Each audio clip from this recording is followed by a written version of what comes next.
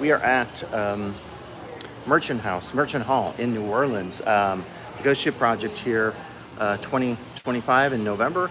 And we are kind of set up here going. It's going to be a little better to see this in the evening. So I'll be sure to show you this once things are more illuminated. But this is the whole project. Been working on for just about 6 months. A lot of different components. So we have the kind of hall here. This is, if I had the ability to drive to New Orleans, I certainly would have done a bigger space. But there's the gift shop here.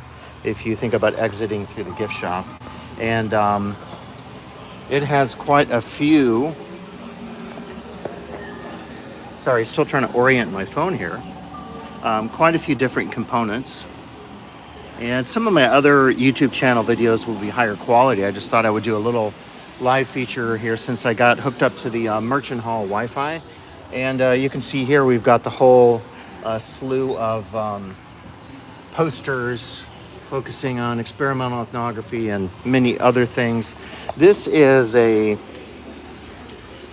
bot printout. So I created a ghost ship bot for this, since this project really is about AI, and you can see here that the various contributors include AI.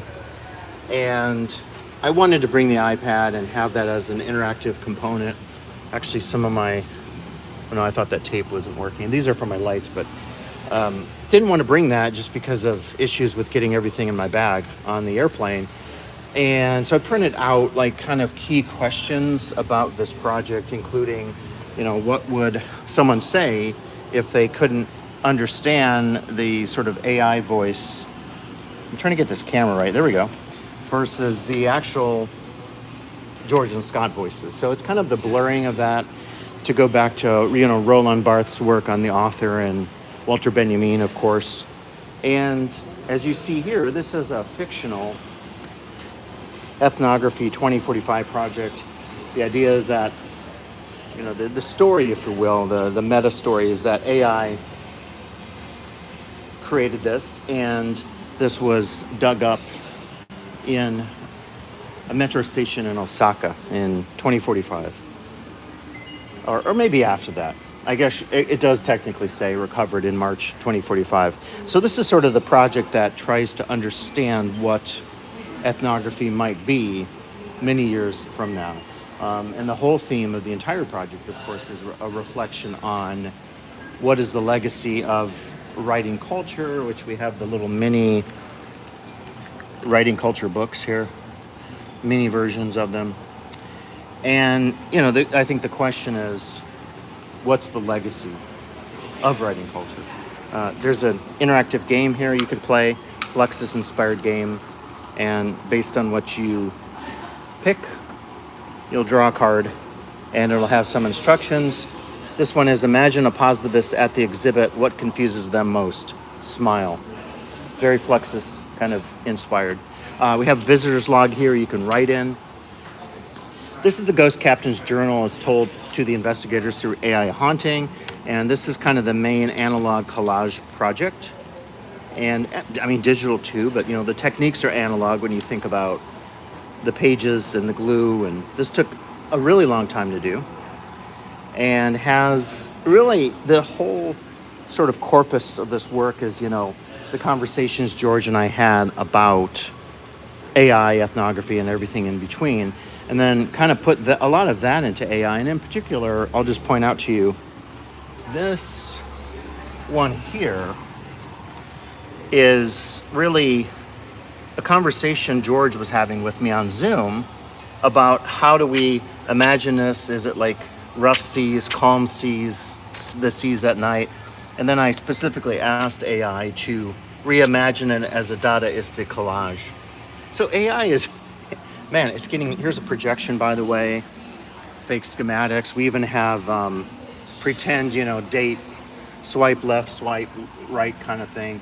These, by the way, are rotating and they move. I haven't turned them on yet.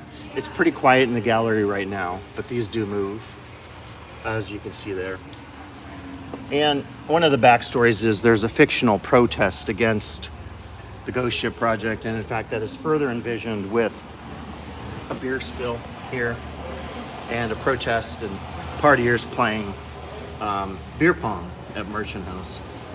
Originally, these were going to be, I have these little notes to tell people that they can interact with all this, and I envisioned these were going to be crumpled paper on the bottom, but I thought no one's really going to pick those up, so I just incorporated it as part of the web, weaving in the net, if you will, the web net, and I think that's much better because you can actually read these, and it has kind of a vintage look, and we have quite a bit of current in here, and it kind of adds to the movement of some of the objects, notably the webs in the wall, the net, and then also when the three Ethnography 2045 plants start moving with the wind chime motors, the boards move, and some of these are moving now because of the current. So I actually love the current in here because it allows for just additional kind of kinetic energy to the exhibit.